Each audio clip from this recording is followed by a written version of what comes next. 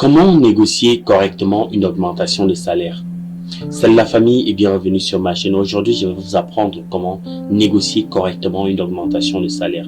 Vous êtes de plus en plus nombreux à nous demander comment est-ce qu'on peut faire pour revoir son salaire à la hausse, comment on peut faire pour renégocier son salaire.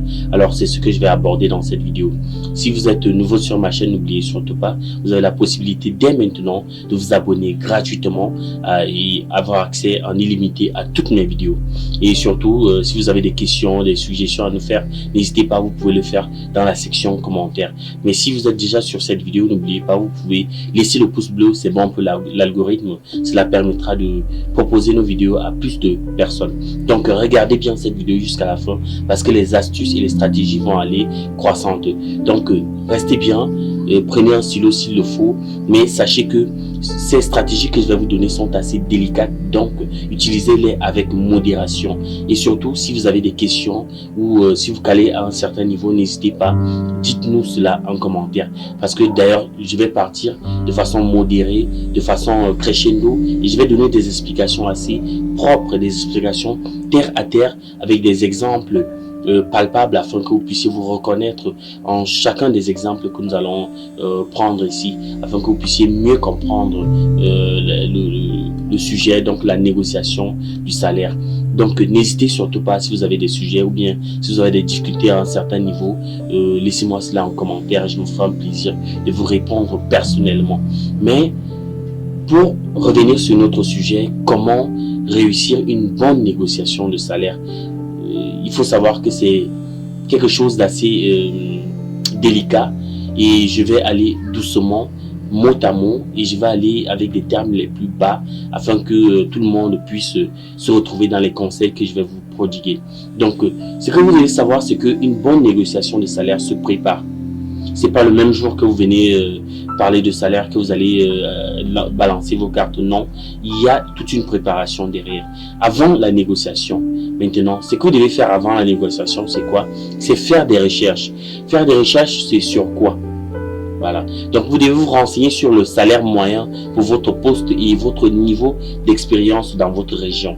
Si par exemple, vous êtes à Paris et que le salaire minimum pour votre poste est peut-être de 1500 ou 2000 euros, vous devez vous renseigner sur cela, sur le salaire moyen.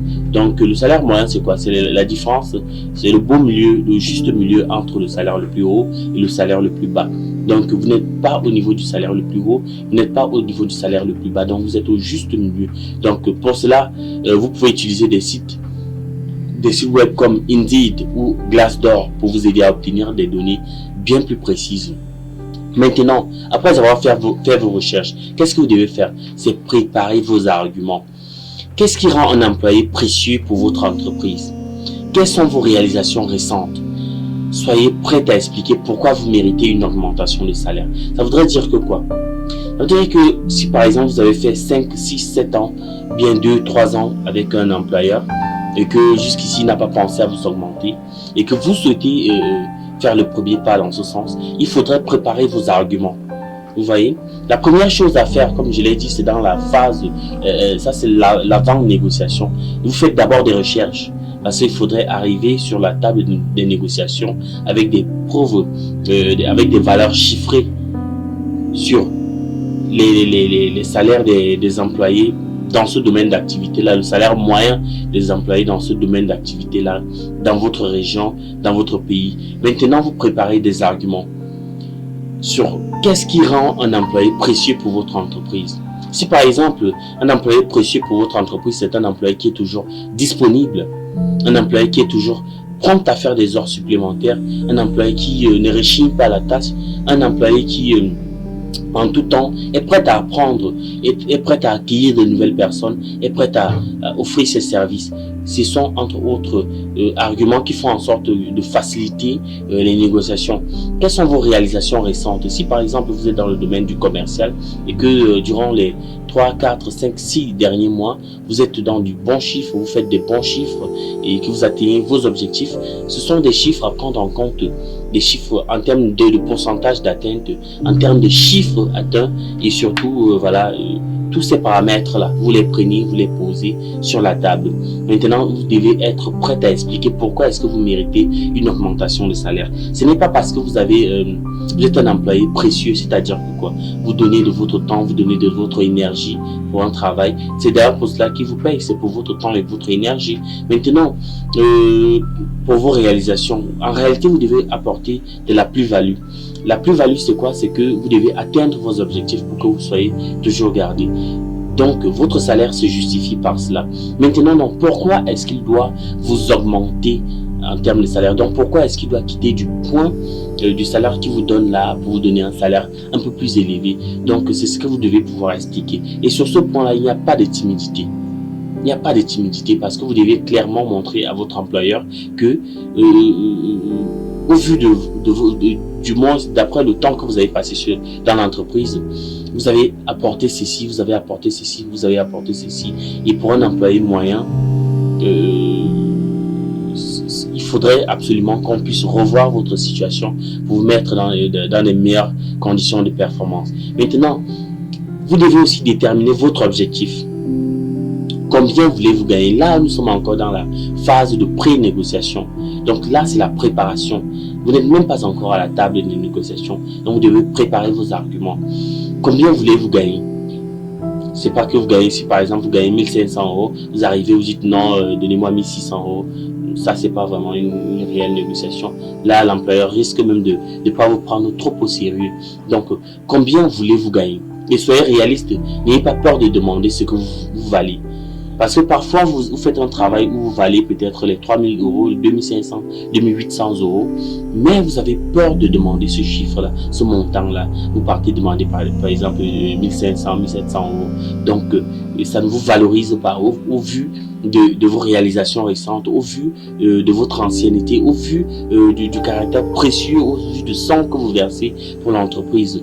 Donc, vous devez être courageux, ne pas avoir peur de donner des chiffres que vous valez, qui selon vous font penser à ce que vous valez. Maintenant, soyez prêt à partir. Ça veut dire que quoi? Si vous n'êtes pas satisfait de l'offre de votre employeur, soyez prêt à chercher un autre emploi. Avoir d'autres options, ça vous donnera un peu plus de pouvoir sur la négociation. Ça veut dire que quoi? Avant la négociation, comme je l'ai dit, vous faites des recherches dans votre zone. Quel est le salaire moyen pour les entreprises qui recrutent peut-être dans ce domaine d'activité? Maintenant, prenons un domaine d'activité comme l'informatique. Par exemple, vous êtes designer. Design informatique. Design informatique, oui. Si dans votre domaine d'activité, par exemple, vous êtes payé 2000 €, 2500 € par exemple, et que au vu de vos dernières performances, vous êtes toujours présent, vous répondez au coup de fil dans la nuit, tard dans la nuit afin d'apporter toujours des aménagements, vous travaillez tard le soir, que vous apportez des réalisations concrètes et qui sont satisfaisantes et que vous demandez, il advient que vous demandiez l'augmentation et que vous demandez peut-être l'augmentation jusqu'à 4000 € et que peut-être le salaire moyen dans votre région, il est peut-être de 4200, 4300 €, bien de 4000 € et que vous demandez cela à votre patron et qu'il refuse de vous l'offrir, ben, soyez prêt à partir. Ça voudra dire que quoi? Ça voudra dire que votre patron vous exploite. Et vous exploitez dans le mauvais sens parce que là, il ne prend pas en compte la valeur que vous apportez à son entreprise. Donc, soyez prêt à partir. Là, ça, c'est avant la négociation. Maintenant, pendant la négociation, j'espère que vous êtes prêts parce que là, ça va aller un peu plus fort. Maintenant, la première chose à faire, c'est de choisir le bon moment. Choisir le bon moment, pourquoi? Parce que c'est pas pendant peut-être que l'entreprise est en crise, en train de traverser une période de crise, que vous allez venir poser le problème de votre augmentation. Donc, vous ne pouvez pas le faire parce que ça ne s'y est pas au bon moment. Donc, essayez de choisir un moment où votre employeur est susceptible d'être de bonne humeur et réceptif à votre demande. Maintenant, la deuxième chose à faire, c'est soyez confiant et professionnel. La confiance en soi, c'est le point de départ. C'est le point de départ parce que ça prouve combien vous savez combien vous valez. Oui, Parce que vous ne pouvez pas parler simplement d'une valeur, vous venez dire avec un air pas sérieux, avec un air d'une personne qui n'a pas confiance en soi, ou avec un langage pas du tout professionnel, avec le sourire aux lèvres, ou alors vous n'êtes pas assez sérieux dans ce que vous demandez. Le patron ne va jamais vous prendre au sérieux. Donc, exprimez votre demande clairement et directement et n'ayez pas peur de vanter vos mérites, mais restez humble. C'est-à-dire que quoi? Si vous savez, par exemple, vous êtes un programmeur informatique, vous tapez peut-être, il va dire une bêtise, hein, peut-être 50 lettres à la seconde, ou bien vous maîtrisez tel ceci, vous maîtrisez tel protocole, vous maîtrisez tel protocole, chose qui est en plus par rapport aux autres, et que vous êtes toujours disponible, vous êtes toujours à même de pouvoir déceler les erreurs chez les autres, vous êtes avenant, vous êtes prêt à former les autres, vous êtes prêt à partager votre expérience avec les uns et les autres. C'est normal de se vanter. Donc, et n'ayez pas peur de vous vanter, comme je le dis, mais restez humble sur le fait que, bien que vous ayez des capacités, bien que vous ayez des potentialités, mais que vous êtes humble, que vous voulez apprendre, vous voulez bien rester dans l'entreprise, à condition que les conditions de salaire soient réunies. Par exemple, qu'ils puissent accepter une augmentation de votre salaire à telle valeur. Peut-être si vous étiez à 2500, vous demandez à passer à 4000 euros, chose qui est le salaire moyen d'ailleurs pour votre région et pour votre pays. Donc là, vous avez posé, comment les uns les disent, vous avez jeté le caillou dans la mare. Donc, première étape, choisissez le bon moment. Deuxième chose, soyez confiant et professionnel. Voilà, maintenant, la troisième étape, soyez prêt à négocier. Parce que là, vous êtes dans le domaine de la négociation. Soyez prêt à négocier. Et il est très peu probable que vous obteniez exactement ce que vous demandez dès le départ. Parce qu'il peut arriver que si vous demandez par exemple 4000 euros, le patron, après vous avoir écouté, dit bon, moi il peut vous donner, au vu de la trésorerie, peut-être 3500 euros. Donc, soyez prêt à faire des compromis et à trouver une solution qui vous convienne à tous les deux. Si par exemple, où vous vous trouvez, la région dans laquelle vous vous trouvez, peut-être vous êtes à l'aise, vous n'avez pas trop de tracasseries, vous êtes à l'aise en réalité dans votre travail, moi je vous proposerais peut-être de surseoir à partir, parce que vous pouvez avec votre employeur trouver un montant acceptable afin de vous permettre de faire votre travail. Comme cela, après 1 an ou 2, vous pourrez encore revenir poser ce sujet sur la table. Ou bien vous pouvez jouer les intellos et dire simplement quoi, que d'accord, j'accepte ce montant, mais à condition que nous puissions en reparler de cette augmentation après 2 années. Voilà, là vous savez que c'est pas un sujet qui a été bâclé, c'est pas un sujet qui a été clos.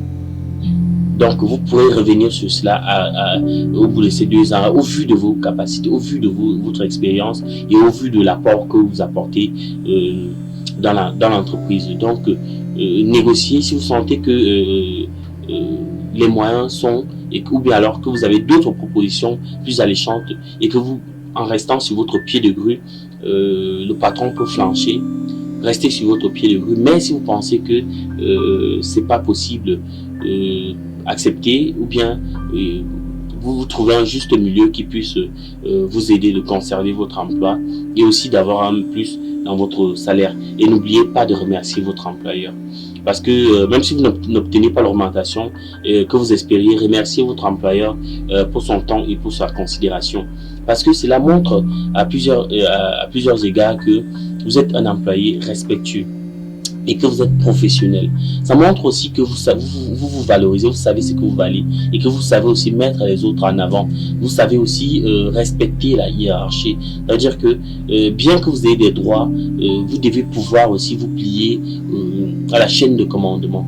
Que c'est lui qui signe mes chèques, c'est lui qui signe ceci. Et je me dois aussi de lui donner respect et obéissance. Donc, n'hésitez surtout pas, lancez-vous dans ce sens-là. Et si, par exemple, le salaire qu'on vous propose n'est pas exactement ce que vous attendiez, vous pouvez soit surseoir au départ et accepter tout de même la petite augmentation que le patron propose. Ou alors, si vous avez des propositions qui sont déjà sur la table et qui ou bien on veut vous voir, vous êtes attendu dans une autre entreprise, n'hésitez surtout pas, faites le break et allez où vous êtes attendu. Et n'hésitez surtout pas, les opportunités, c'est parfois une seule fois et ça n'arrive qu'une seule fois. Donc, n'hésitez pas, discuter de ce salaire-là, allez jeter le caillou dans la mare, mais surtout faites-le de façon professionnelle et ayez confiance en vous. Parce que c'est ce que le patron va voir. Il va voir que, au vu de vos performances, il a peur de vous perdre. Si le patron à un certain moment ressent la peur de vous perdre, c'est très important. Ça veut dire que il sait ce que vous valez. Donc n'hésitez surtout pas, comme je le dis toujours, n'oubliez pas que la négociation d'une augmentation de salaire est une compétence qui s'apprend avec la pratique. Plus vous ferez, plus vous vous sentirez à l'aise et confiant. Donc n'hésitez pas à vous entraîner. Entraînez-vous avant d'affronter le patron. Entraînez-vous avant d'affronter le directeur des ressources humaines, que ce soit avec vos amis, que ce soit avec vos proches, afin qu'ils puissent vous aider à mieux vous vendre, mieux vendre vos réalisations, mieux vendre vos aptitudes. Et comme cela, je suis certain que en un rien de temps, vous réussirez votre voilà, simplement cette discussion-là afin d'augmenter votre salaire.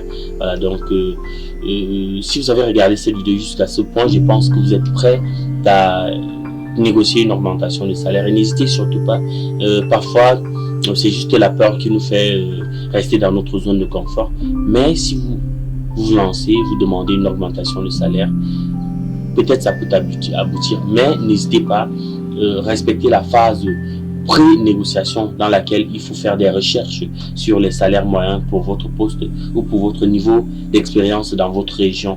Voilà. Maintenant, la deuxième chose à faire, c'est de préparer vos arguments. Voilà, qu'est-ce qui rend un employé précieux pour une entreprise? Quelles sont vos réalisations précédentes? Et soyez prêt à expliquer pourquoi est-ce que vous méritez une augmentation de salaire.